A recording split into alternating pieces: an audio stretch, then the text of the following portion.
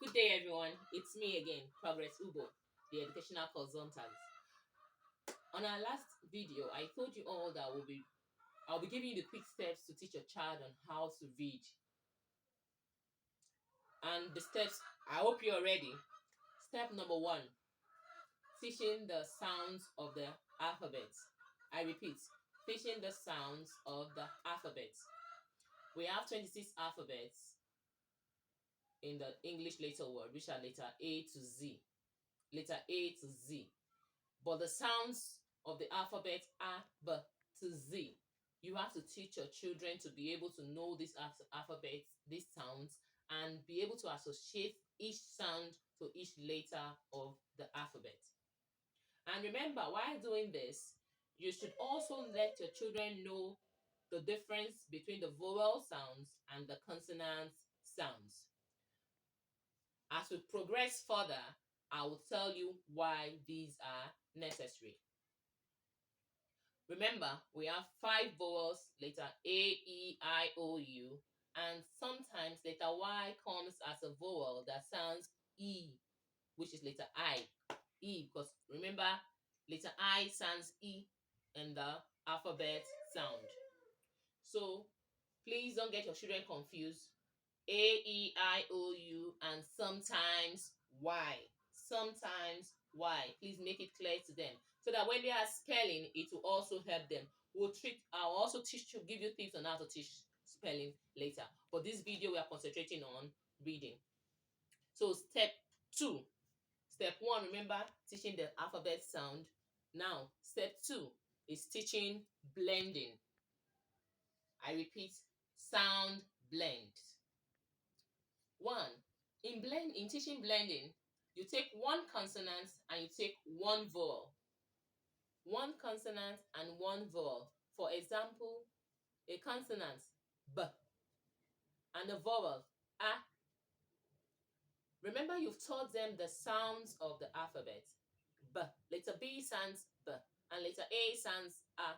So when you bring letter B and letter A together, that's B, A. You ask them to blend. B, A gives you what? They tell you B, A, ba, ba, B, A, ba. So if your kids can blend two letters together, one consonant and one vowel, from there you progress to two consonants and a vowel in the middle. I repeat, two consonants and a vowel in the middle. You can go b-at, bat, k-at, cat, m-at, mat, cat, bat. You can see I'm stressing the three sounds. At, at, at, at, at, at, app. So you give them several examples to make sure they understand what blending entails. Then number three, when you are sure that they now are conversant with the sounds of the alphabet, blend the alphabets together. From this way, you're teaching both reading and now we are progressing spelling. Now we are progressing into reading, how to read. Because if they can spell very well, then they can read.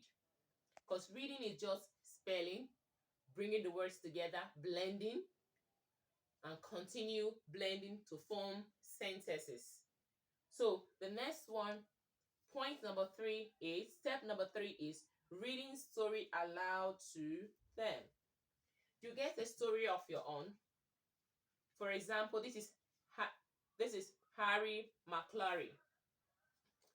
For you to read a story with your child, the first thing you do, you tell them about the book.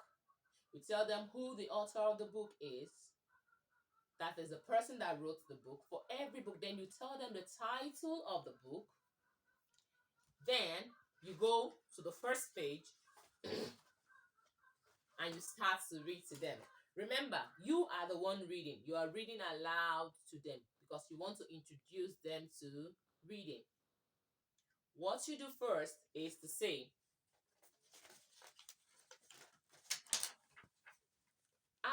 the gates and off for a walk went Harry McClary. Remember, you must pronounce every word. Don't be in a hurry. Don't forget, you are reading to people who are trying to learn how to read. So you don't have to read in a hurry and you must pronounce every word distinctively. That is, pronounce them in a simple and clear way for them to understand. Out, out. I'm saying out because I want them to hear every sound. Okay? Out, you can hear letter O, letter U, and letter T. Out, you are hearing every sound of the alphabet. Out of the gate and off for a walk went Harry McClary from Donaldson's diary. And Hercules' mouse as big as a horse. Thank you. So after that, as you're reading, you stop and talk about the story. You ask them an open-ended question. For example, I'll ask, where did Harry McClary come from? Then you wait patiently because they have to think before they answer your question. You give them time. They'll think, then they give you an answer, and you commend them for the answer. Thank you. We'll stop here today and continue on this from this page, from this step another time. Thank you. Remember to share, like, and comment.